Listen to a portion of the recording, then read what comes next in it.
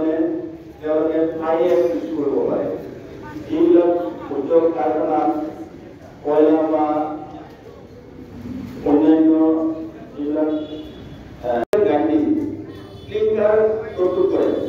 প্ৰথমতে ৰ মেটেৰিয়েল হিচাপে চিমেণ্টৰ লাইমষ্টোনৰ বা যিবিলাক ইনগ্ৰিডিয়েণ্টৰ পৰা বনায় কয়লাৰ লগত মিক্স কৰি বাৰ্ণ কৰি পেলাই কিছুমান মাৰ্বলতকৈ ডাঙৰ ডাঙৰ আমাৰ যেনেকুৱা বলিয়া লাডু নিচিনা তেনেকুৱা ধৰণৰ লাডু বনায়। প্ৰদূষণৰ পৰিমাণটো কমিব। এই মই কিন্তু অৱগত নিয়ন্ত্ৰণৰ কাৰণে যিবোৰ বিধি প্ৰস্তুত কৰিছে আমাৰ পৰিৱেশ বিভাগে, এই বিষয়খিনি যদি সুচাৰুৰূপে হ'বলৈ পায় নিজেও ভাল সুযোগ পাইছোঁ। কাৰণ নিয়ন্ত্ৰণৰ কাৰণে যিবোৰ বিধি প্ৰস্তুত কৰিছে আমাৰ পৰিৱেশ বিভাগে, এই বিষয়খিনি যদি সুচাৰুৰূপে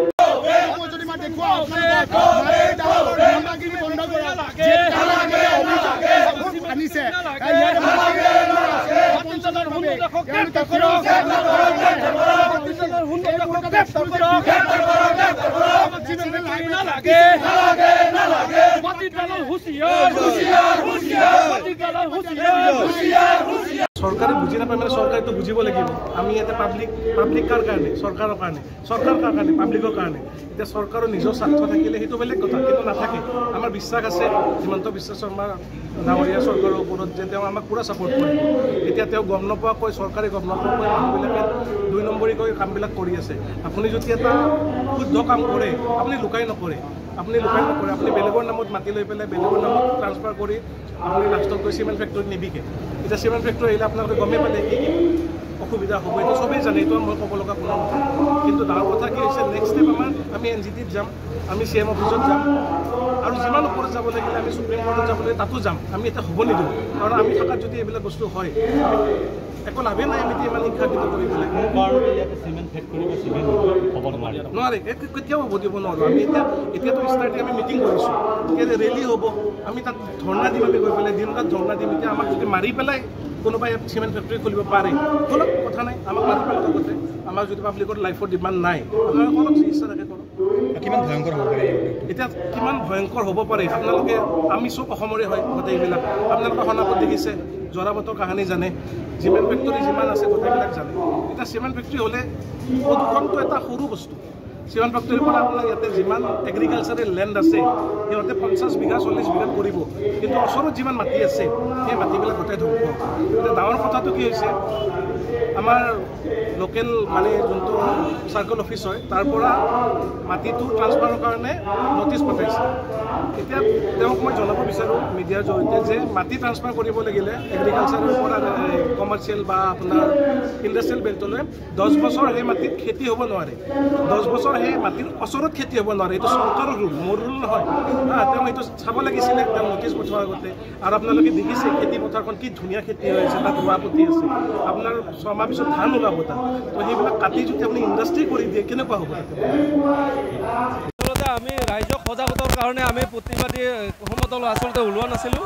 আমি ওলাইছিলোঁ ৰাজহ হ'বৰ কাৰণে। কিন্তু এই চিমেণ্ট উদ্যোগৰ ক্ষেত্ৰত ৰাইজে যিমান স্বতঃস্ফূৰ্তভাৱে ওলাই আহি যেনেধৰণৰ প্ৰতিমৰ মুখৰ সৃষ্টি কৰিলে এইটো সঁচাকৈ হ'বলগীয়া। কাৰণ আজি দক্ষিণ কামৰূপ অঞ্চলত ছাতাবাৰীৰ নিচিনা এটা ইণ্ডাষ্ট্ৰি এলেকা আছে, আৰু কুকুৰমাৰা, ৰামপুৰ, ৰাণী আদি কৰি বিভিন্ন এলেকাত ইতিমধ্যে বিভিন্ন উদ্যোগ স্থাপন হৈছে। আৰু সেই উদ্যোগৰ পৰা আমি গম পাইছোঁ যে উদ্যোগ স্থাপন হোৱাৰ ফলত এই অঞ্চলৰ ৰাইজৰ যিটো দুৰৱস্থা হয়, আৰু সেইখিনি আমি গম পোৱাৰ পিছত গোটেই দক্ষিণ কামৰূপখন কি চৰকাৰে উদ্যোগীকৰণ কৰিব বিচাৰিছে নেকি, সেইটো আমি আটাইতকৈ দুখ পাইছোঁ। তাতে আকৌ গোবৰ্ধন অঞ্চলৰ চৌধুৰীঘাট গাঁৱত